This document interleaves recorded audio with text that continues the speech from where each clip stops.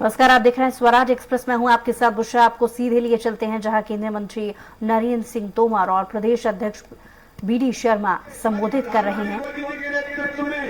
गरीब कल्याण की योजनाओं से लेकर हर गरीब के जीवन में खुशी कैसे आएगी, ये काम जब इस देश के अंदर, प्रदेश के अंदर भारतीय जनता पार्टी की सरकारों ने किया, केंद्र और राज्य के अंदर, उन योजनाओं को कमलनाथ ने 15 महीने में बंद करके गरीब के हक और अधिकार को छीना था।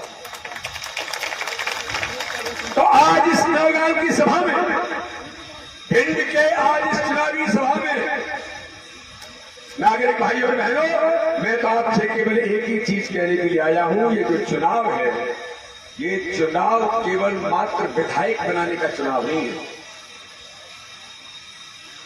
ये चुनाव केवल सत्ता किसी की आ जाए इसके लिए चुनाव नहीं है। ये चुनाव इस बात के लिए है कि देश के अंदर और प्रदेश के अंदर ऐसे लोग हैं जो एक और इस मध्य प्रदेश को दुरावस्था के दौर में लेकर के गए। मिस्टर बंटाधार दिग्विजय सिंह और मिस्टर कमलनाथ जो करप्शन नाथ की भूमिका में आए, इन्होंने मध्य प्रदेश को पूरी तरीके से दलाली का अड्डा बना करके 15 महीनों में रख दिया।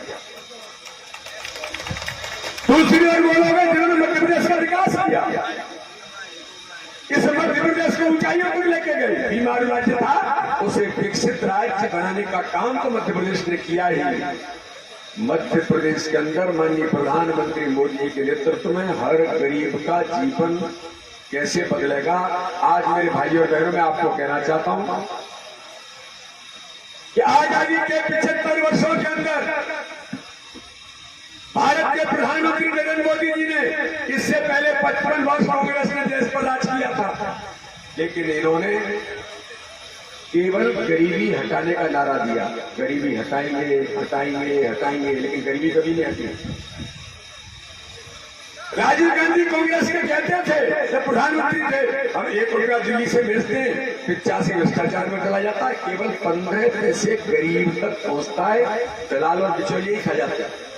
ये कांग्रेस के प्रधानमंत्री का वर्ष था, लेकिन 2014 में प्रधानमंत्री मोदी जी ने कहा, अगर मैं प्रधानमंत्री बनाऊं, आपके जैसे सामान्य गरीब परिवार का बेटा प्रधानमंत्री बनाए, तो इस देश के अंदर उस गरीब जो गांव में अंतिम झोंपड़ी में रहता है, उन्होंने कहा कि इस भारत के अंदर कोई गरीब ऐसा नहीं बचेगा जो झोपड़ी में रहेगा। प्रधानमंत्री आवास योजना में हर गरीब को उसका अपने सपने का मकान देने का हम काम करेंगे।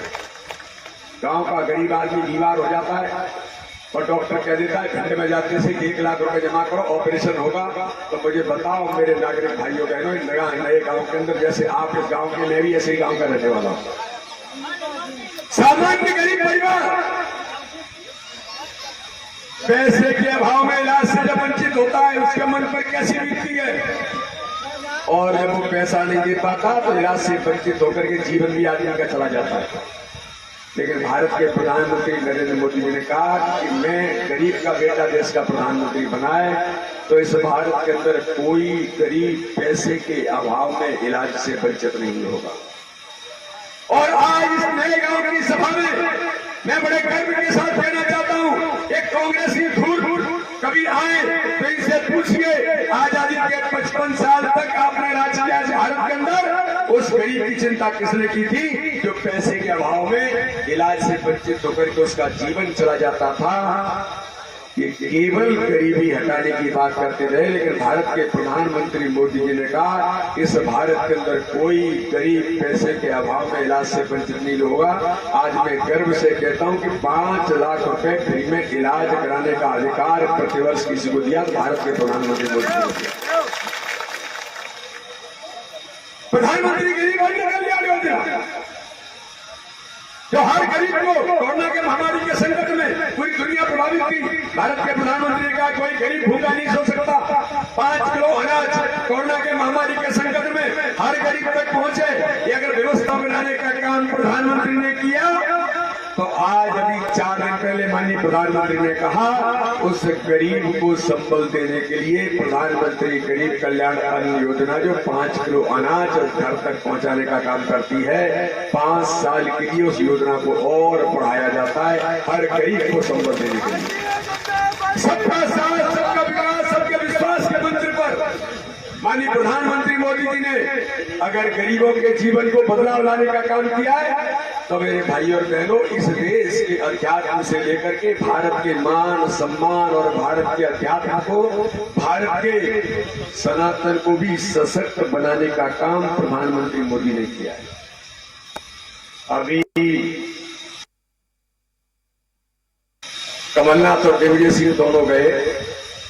भिंड के जो लोग हैं, मैं जब उस समय पढ़ता था ग्वालियर के कॉलेज में, तब राम मंदिर का आंदोलन चल रहा था। लाखों लोग बलिदान दिए थे। 500 सालों से लोग अपने भगवान श्री राम के मंदिर के निर्माण के लिए, जो एक कलंक इस भारत के ऊपर था, उस पर माननीय प्रधानमंत्री नरेंद्र मोदी जी ने, देश के जनमानस ने 500 वर्षों के संघर्ष के बाद जब ये शुरुआत हुई और जब नारे लगते थे कि जहां पर भगवान श्री राम के मंदिर पर आक्रमण करके बाबर ने एक कलंक इस भारत पर लगाया था, उसको मिटाने के लिए यहां से भी कितने लोग गए, यहां से भी इटावा से पार होकर के संघर्ष और बलिदान लोगों ने दिया।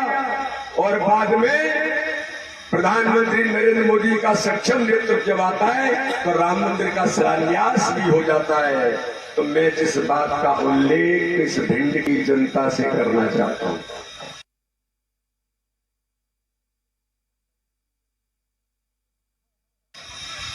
ये कांग्रेस से कितने धोखे फिर गए।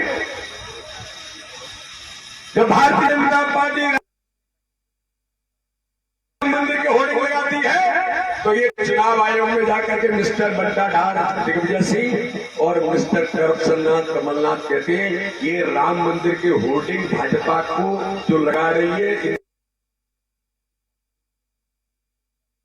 कुछ चुनाव आयोग उतरवाए, ये होर्डिंग मध्य प्रदेश के अंदर नहीं लगेंगे। मैं इस भिंड की जनता से नया गांव में पूछना चाहता हूं, राम मंदिर के होर्डिंग इस भारत के अंदर, मध्य प्रदेश के अंदर, भिंड के अंदर, नया गांव के अंदर किसी की औकात है क्या हटाने की? अरे ताकत से बताओ, हटाने की औकात है? राम मंदिर हमारे श्रद्धा और आस्था का केंद्र है। भगवान राम इस भारत के करोड़ों करोड़ के हृदय में विराजमान है। ये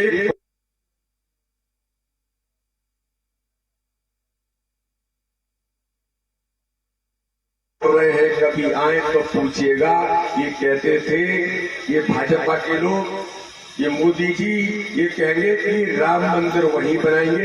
अरे मैं आज नागरिक भाई और बहनों, भिंड के जिन लोगों ने संघर्ष किया और बलिदान किए भगवान श्री राम के मंदिर के निर्माण के लिए, और एक नहीं इन्हीं कांग्रेसियों ने, जब केंद्र के अंदर कांग्रेस की सरकार थी, चार भारतीय जनता कहते थे कि तारीख नहीं बताएंगे, प्रधानमंत्री मोदी जी ने और देश के अंदर कह दिया कि 22 जनवरी 2024 को भगवान श्री राम के मंदिर के निर्माण में अब राम लला विराजमान करने के लिए प्रधानमंत्री पहुंचेंगे।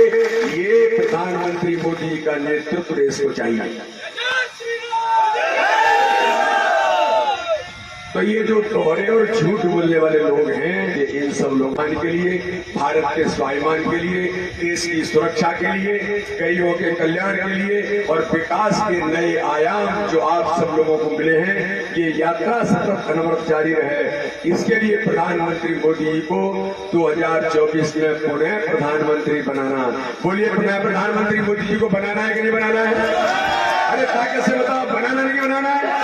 तो फिर भैया मध्य प्रदेश के अंदर भारतीय जनता पार्टी की सरकार बनाना है, और मध्य प्रदेश के अंदर भारतीय जनता पार्टी की सरकार बनाना है। तो एक झूठ छल कपट की राजनीति करने वाले एक कांग्रेसी या कोई और इधर उधर के जो लड़ रहे हैं, इन्हें हमें ताकत से बताना पड़ेगा कि अब कुछ नहीं चलेगा। अब तो विकास और गरीब कल्याण के लिए भारतीय जनता पार्टी की सरकार बनेगी, और भारतीय जनता पार्टी की सरकार बनाना है तो भिंड विधानसभा से मेरे भाई नरेंद्र कुशवाहा को ऐतिहासिक बहुमत से विजय दिलाना है। बोलिए, सब लोग तैयार हैं? तो भैया आज नरेंद्र सिंह तोमर जी आए हैं, इनके सामने आपको एक बात का मैं संकल्प दिलाना चाहता हूं कि नए गांव के इस क्षेत्र के जितने भी बूथ रखते हैं, भिंड विधानसभा में जितने दूसरे बूथ है तो केवल चुनाव जीतने से मजा नहीं आएगा। अरे भिंड की जनता और भिंड में से नरेंद्र कुशवाहा जब विधानसभा में जाए तो विधानसभा में बैठे हुए सारे विधायक कहें कि वजनदार कोई विधायक है तो भिंड का विधायक नरेंद्र कुशवाहा है। लेकिन ये केवल भाषण से काम नहीं चलेगा, केवल बातों से काम नहीं चलेगा। एक एक बूथ पर इतने कमल के बटन दबा दो, इतने बटन दबा दो कि एक एक बूथ पर भारतीय जनता पार्टी नरेंद्र कुशवाहा को विजय दिला करके भेजा है। बोले सब तैयार है? हर पद पर चुनाव जीतेंगे, कोई झूठ बोलने वाली ताकतों को मुट्ठी बांध करके जवाब देना है। बोलिए भारत माता की, भारत माता की जय। जय श्री राम, जय जय श्री राम।